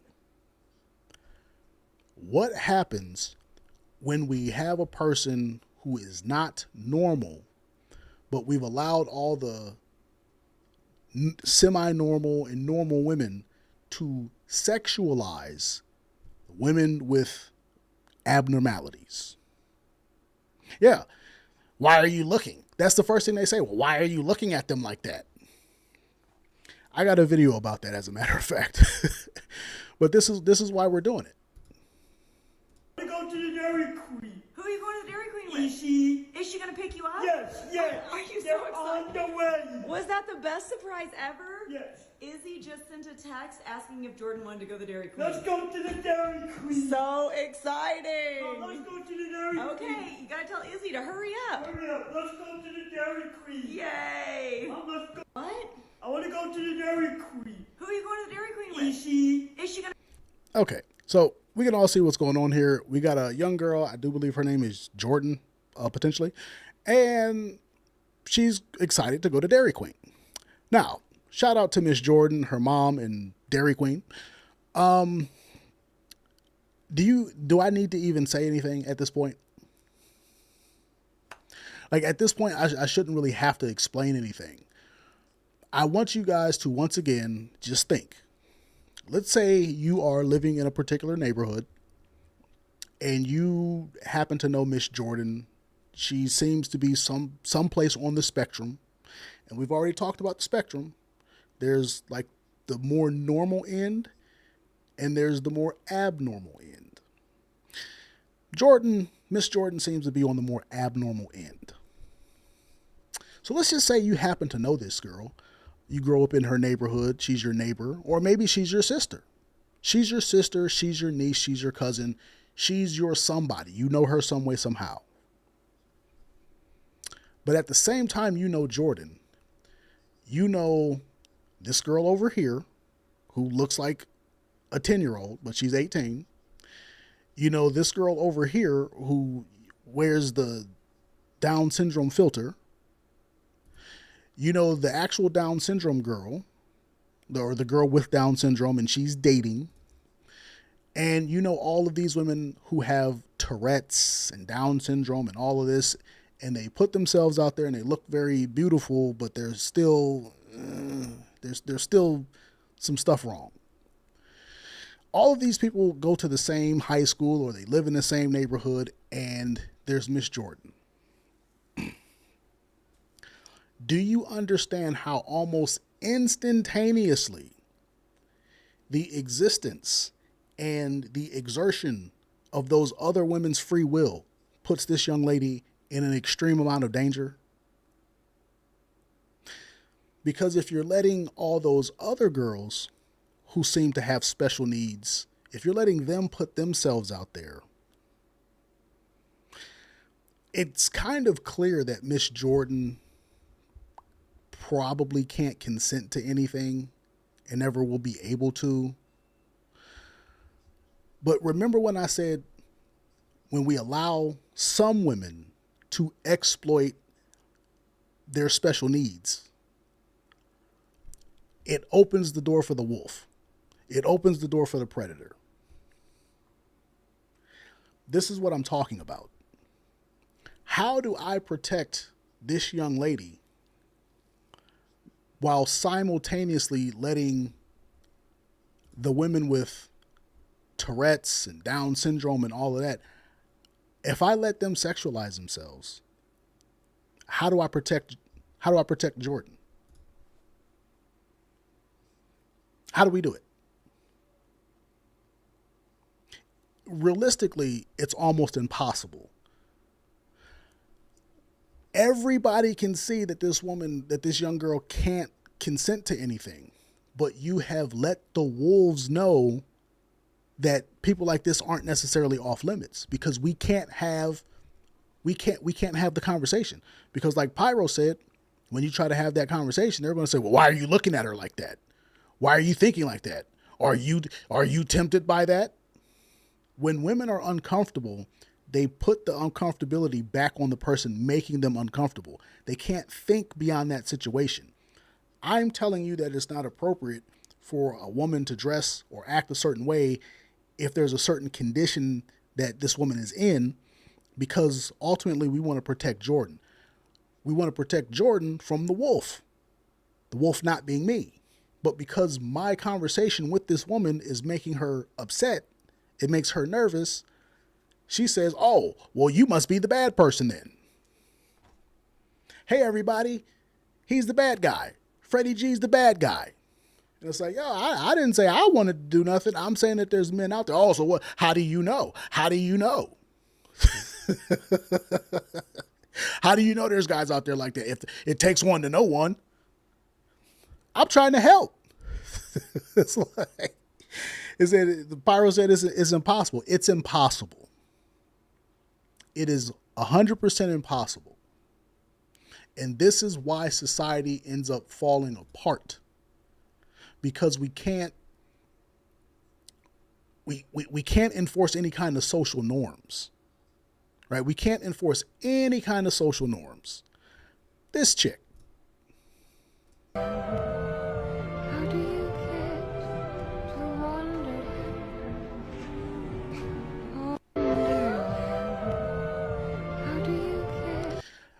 This girl's name is Hamis. I don't know. I don't know what her name is. I can't pronounce that. But there's nothing wrong with this girl other than the fact that she has cerebral palsy. In case you guys don't know, I think cerebral palsy is like another kind of, I don't know if it's neurological or what, but it affects like the nervous system. So I guess it would be neurological. It affects the nervous system and it makes it hard for you to control your joints and your muscles and stuff like that. I don't have a ton of examples of people with cerebral palsy, but I think people with cerebral palsy are on all continents, and they typically need like leg braces to keep their legs straight, and they typically need like the arm braces. The best example I could give is the guy from Breaking Bad. If you ever watched it, Walter White, his son had cerebral palsy, and the guy who played his son has cerebral palsy in real life. So there's nothing wrong with this woman. Like, she can have a job and everything like that. I think she actually talks about her job. I could be wrong. To me, she says, if you don't mind. Hold on. At the Bush airport, a woman comes up to me. She says, if you don't mind me asking, what is your condition? I say cerebral palsy. She says, I have a 2-year-old son with cerebral palsy and I have no idea what I'm doing. And I said, I have a full-time job. I live on my own. I'm traveling to see someone I love. You're going to be okay. Your son's going to be okay. All you have to do is help him feel seen and feel supported. At the Bush airport. Okay. I'm going to replay this again because I want you guys to hear what this woman said. She's saying this woman walked up to her and said, hey, what's your condition? And she says, oh, I got cerebral palsy. And the woman says, oh, my son has that. And I feel like overwhelmed. Like, what do you do? Like, she's essentially asking, is there any hope for my son? And the woman essentially says, yes, I have a full life. I'm going to play it again. At the Bush airport, a woman comes up to me. She says, if you don't mind me asking, what is your condition? I say cerebral palsy. She says, I have a 2-year-old son with cerebral palsy and I have no idea what I'm doing. And I said, I have a full-time job. I live on my own. I'm traveling to see someone I love. You're going to be okay. Your son's going to be okay. All you have to do is help him feel seen and feel supported. The Bush. Okay, so she has a full-time job. She's traveling on her own. She's traveling to go see somebody she loves. She's actually a teacher. I've seen her content. I went to her page. She's actually a teacher, and she lives on her own. She's traveling to see somebody that she loves. So she probably has an active SMEGS life, right? Okay. She's living a normal life. You guys want to take a wild stab in the dark as to how it's possible for this woman to live a normal life? It's possible because men have come to an agreement where certain people are not to be attacked. Certain people are like a protected class, right? If we see you harassing this chick, everybody is going to beat you up. Like you're probably not going to make it home. Or at least it used to be that way until women started like destroying the social agreements. Now, if you beat somebody up for harassing this woman, you'll go to jail. So now we can't protect her because it's like, it used to be a point in time where I could beat you up and go home and, I could tell the story the next day. But now I'll catch a case. Right. But you got to remember, this woman, like, she can barely move on her own. She needs crutches and all this. She's living a good life. She's having an active sex life. But guess what? This is only possible because we have a social agreement that we don't harm vulnerable people. So what happens when you keep letting would-be vulnerable people put themselves on display. What happens? It becomes almost impossible to stop all the wolves. And then, like I said, you can't even beat somebody up anymore when they harm someone. You'll go to jail. The people who are going to harm these kinds of people are more protected than the people who are going to protect them.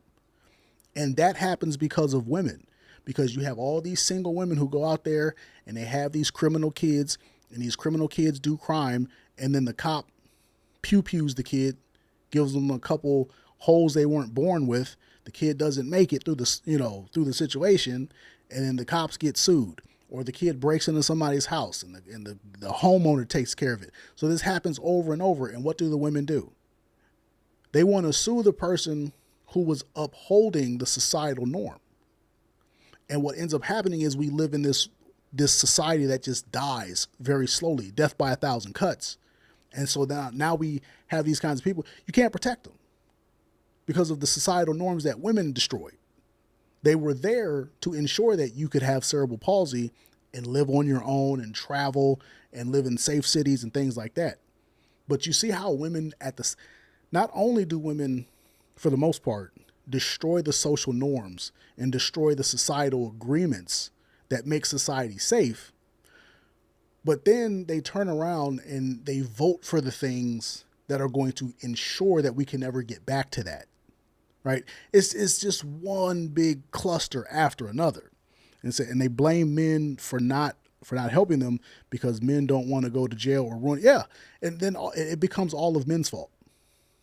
And that's essentially what happens in society. Like, it used to be that we understood that in a society there were gender roles and all of this.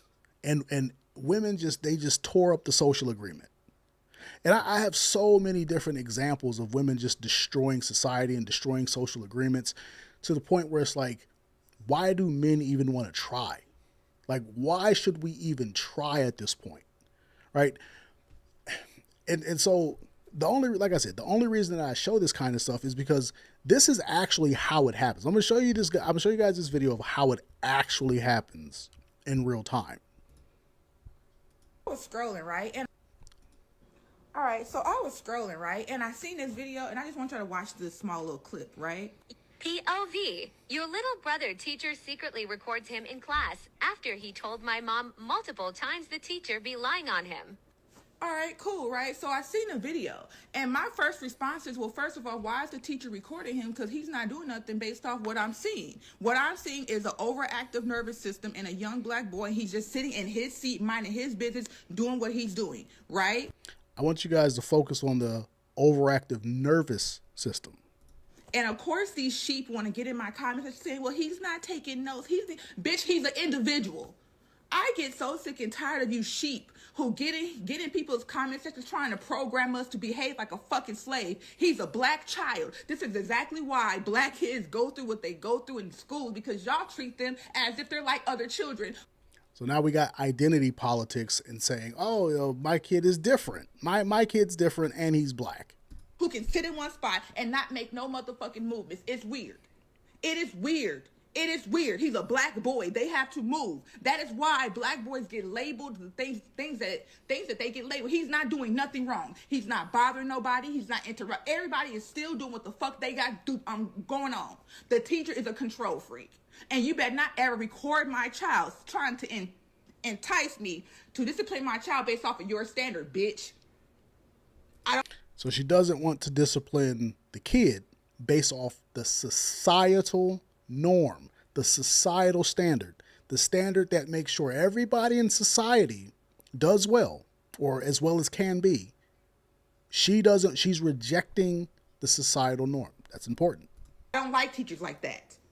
I don't like them. And I said what I said. It's weird. It's weird. There will be a difference if he was interrupting other people. Everybody's still doing what the fuck they got going on. They're not even paying him no attention. So how much of a distraction is he? Or is he not doing what the teacher wants him to do? A fucking control freak. Leave him to... So the person in charge of all of these kids, she's upset that person the person who's paid to be in charge and entrusted to be in charge, she's upset that this person wants the kid to do what all the other kids are doing. Fuck alone. He's not bothering nobody. Okay. So kind of like that, you guys can start to see why society crumbles. You have these women who go out there and they have these kids, and they send their kids to public school, and they make every excuse in the book for why their kid is a turd. She says this kid has an overactive nervous system. But we just saw a bunch of people who have a completely debilitated nervous system. We have a girl with cerebral palsy. What's her nervous system like? Because she says she lives on her own. She has her own apartment. She's traveling by herself. She has a full-time job. Do we think little Gloctavius is ever going to be able to have his own apartment, or is he going to have to shack up with somebody on Section 8? Right? Her nervous system is completely shot. We got the whole Tourette's brigade. We got this girl right here. If she was acting a certain way in class, it'd be 100% okay. Why? Because her nervous system is probably fried. No disrespect to Miss Jordan, but her nervous system is probably fried. That's an overactive nervous system. We got this person. We don't know what she got going on. What do you want to bet that the kid who doesn't know how to sit still in class and everybody else has had to learn to ignore this turd? Everybody else had to learn to ignore this kid. And let's just say he lives in your neighborhood. He sees this girl, because at some point in time, he's going to hit puberty. He's going to start getting some size on him. He hits puberty. He's 14, 15. He thinks this girl is his age. He can't delineate between her being an adult and her looking and sounding like a kid, and he violates her. Why? Oh, I got an overactive nervous system, and when I go to school, I don't have to do what the teacher says. Do you see how fast the wolf not only gets introduced into the equation, but the wolf is oftentimes brought up around the sheep, because we're not allowed to call out the wolf. We're not allowed to call out the kid. You said, why the black girl with the plushy hat? The bonnets, man, them bonnets is as soon as you see that bonnet, you know foolishness is on the way. You know the foolishness is on the way. This girl, we can barely understand what this girl is saying. Do we think little Jamal is going to be able to control himself around this girl if he sees, oh, she's vulnerable, I can do something to her? Right? This is why societal norms exist, because of the kids like this. But these kids exist because of women like this. And women like this will have 1 kid, 2 kid, 10 kid, and everybody else has to go to school and learn how to ignore this idiot. And they have to live around this, and they have to find a way to deal with it. And what happens? Your kid gets put in harm's way because you have this woman who doesn't want to discipline her kid. And she makes these excuses. Oh, he has an overactive nervous system. So you see how, like, we have this. Back in the day, we used to have the term mental retardation. Like, that was it was a medical term. Now, I don't know the whole lore behind it. I don't know all the conditions necessary to be labeled as mentally retarded by an actual medical professional, but we had that term. And then we also had autism. So I don't know where anyone necessarily falls. But you see how the women of society have, like, they start self-diagnosing their kids. Oh, my kid has an overactive nervous system. No, the autistic kid has that. Your kid just needs to get, like your kid just needs discipline. Your kid is bad and you're the problem because you won't discipline them, and you don't even want the teacher. The teacher says, hey, Jamal, sit still. It's weird. It's weird. Like, what? He said, little Jamal would say, hey, shouty. Little Jamal don't have no, he's going to cross the line. It's just like that kid Rakai. Could you imagine that little streamer kid Rakai in your class? Like, man. So when we talk about the inability to protect society, when we talk about why we have to have societal norms and why we have to have a societal agreement between men and women, this is the reason why. We have to have it because we can't, not only can we not count on women to uphold the societal norms and the social agreements between men and women, we can't count on them to uphold it, but we 100% know they're going to make every excuse to destroy it. How many societal norms do you think this woman was, obeying when she went out there and got pregnant, became a single mom? I'd bet my life she's a single mom. Right? This is single mom behavior. She's making all these excuses for this kid. The kid is disrupting everybody else. The teacher has to film the kid, say, hey, everybody else's kid is doing what they're supposed to do. Little Jamal's not doing what he's supposed to do. She's upset. I'm not going to discipline my kid. He ain't bothering nobody. He's literally bothering everybody. Everybody has to be aware of little Jamal at all times because they know he's a problem. So what happens when you have the special needs girl and she hits puberty and she's like special needs, but she's higher functioning, and Jamal is a loser and no one likes him, no one wants to hang out with him, but then Jamal starts making advances on the special. You guys see how fast it all happens?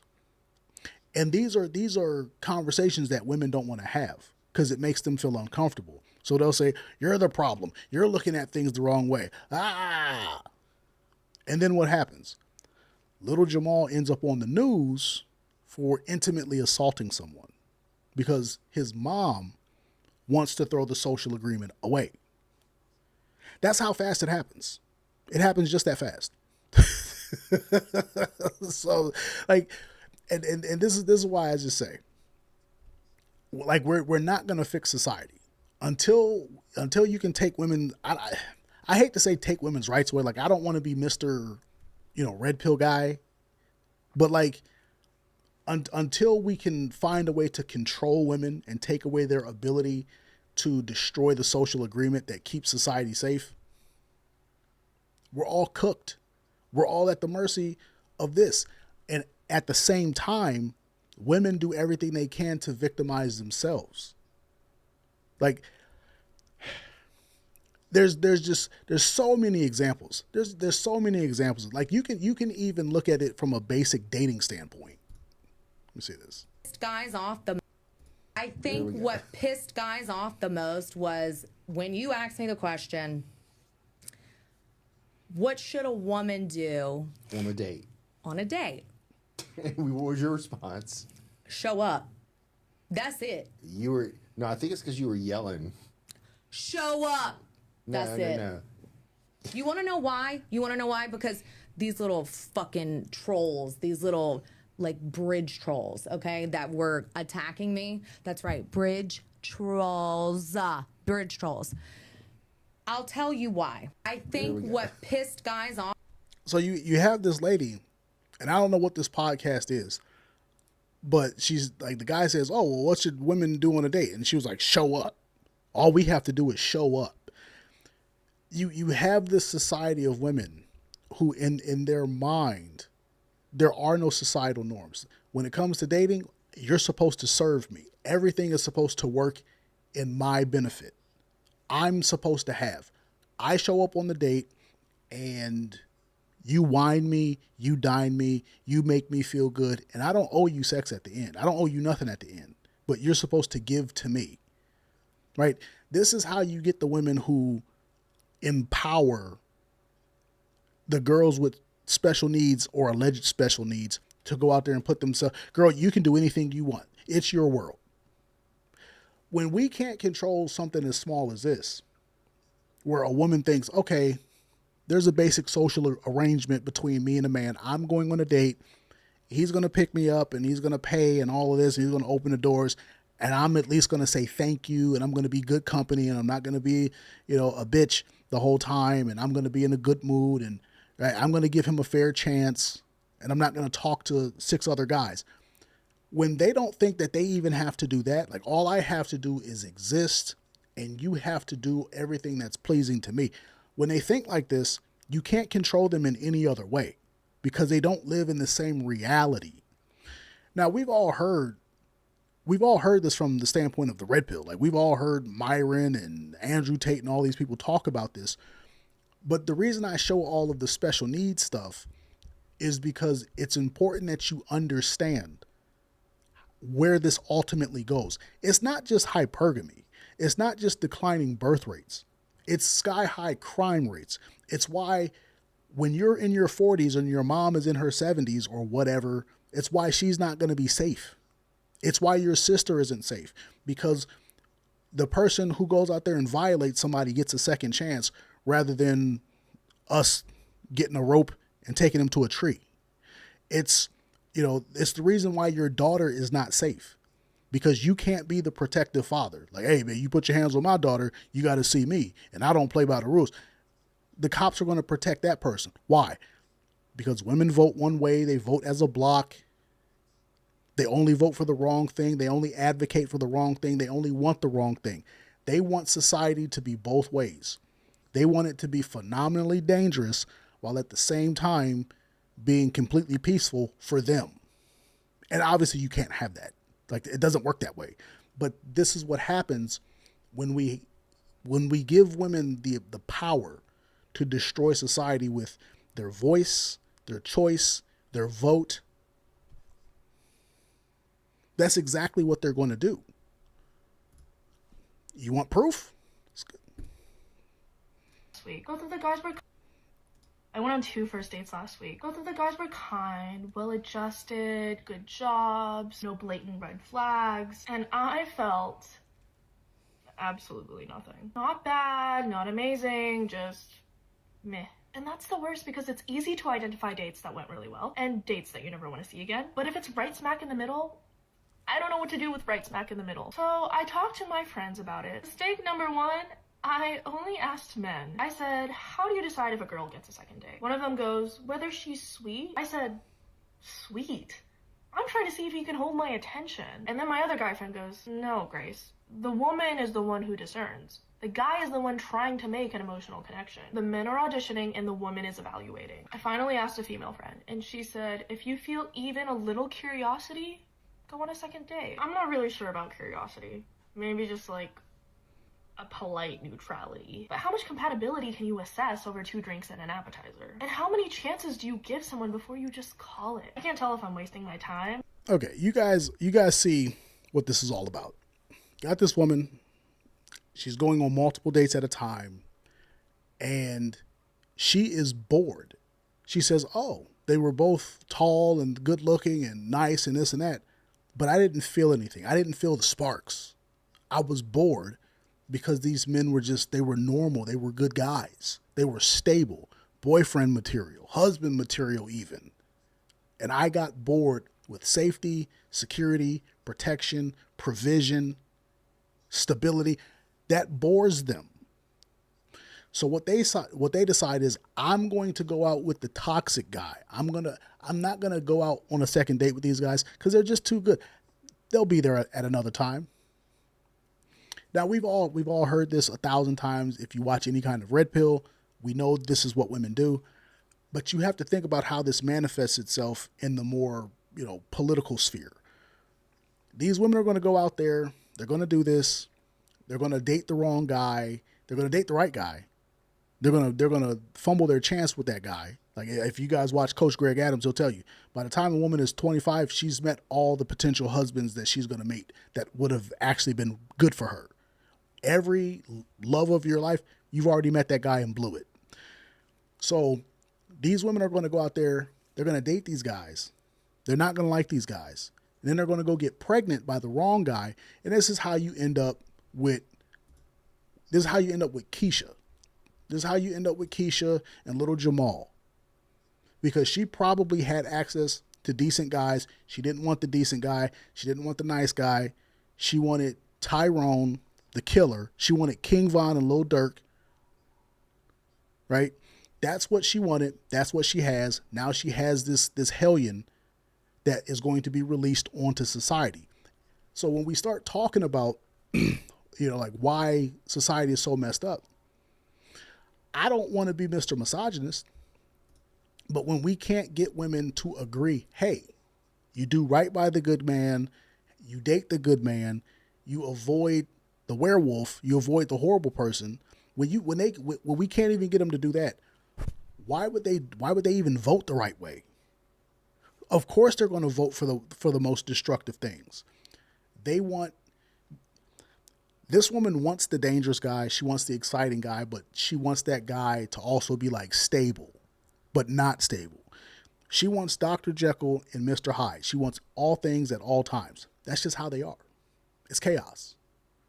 So when we start talking about protecting society, you guys can sort of understand why we can't do it. We're never going to be able to protect society. And society is always going to be at the whim of women's emotions. Who's the guy in New York? Zoran Mamdani, the Democratic Socialist Muslim guy. I've said it before. Women are going to vote for socialism before they vote for any form of conservatism. They're never going back to be traditional. He said, that's true, but you can't do it. It's too controlling. Yeah, that's what they're going to say. You're too controlling. Which the crazy thing is, in New York, they basically voted for Sharia law because you have a Muslim mayor who's he's letting the Muslims just do whatever they want. And them folks, they don't play all that queer stuff, all that gay stuff, all that women's rights. They don't play any of that. And when you see the country slipping away, when you see the Muslims taking over and you see, these people and those people taking over, bruh, it's because the women, they want to burn society down because they're bored. I'm bored. Society is too safe. It's like the 50s. I'm going to have to do a whole stream on like the 50s. Back in the 50s, the women were literally on drugs. They were on PCP and LSD. They were on chemical grade drugs because life was just too good. The husband went to work. They stayed home. They cooked. They cleaned. They got some groceries, took care of the kids. Everything was easy. They complained. Men went out and they invented washing machines so they didn't have to do so much. They complained. So men invented refrigerators, and then men invented dishwashers and all of this. You make the world so comfortable for women, and they just keep complaining until they go back to chaos and destruction. It's just kind of what they are. So when you start thinking about, oh man, why is society so messed up? I'm not going to sit here and just say, oh, it's because women are horrible people. No, it's not that. It's not that. It's because we can't have the tough conversation. Nobody's willing to come out here and say, hey, you women are kind of dumb because you only want the dumb thing. I want you, where's Keisha? Keisha, your kid is the only person dancing like an idiot in class. Could you please tell your kid to not be an idiot in class and just, hey, look at the other kids. They're sitting there, they're being normal. Nope. It's weird. It's weird that you want me to control my student or to control my son. It's just like what I said. When men try to tell women about the things that could potentially happen because of what they are doing or what they are allowing or what they are advocating for, the women put it back on you. They say, you're the problem. The teacher says, hey, all the other kids act this way. Your kid doesn't act this way. Could you do something about it? And what does she say? You're the problem.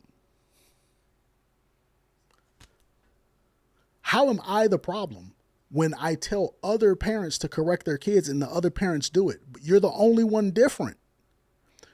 And we have more and more of these kinds of people because these people, women like this, are going to outbreed normal people. So when we start talking about society collapsing and falling apart, this is why. So I didn't have a whole lot to actually do on this subject. Like I have endless examples of this, and I think I'll make this like a permanent segment.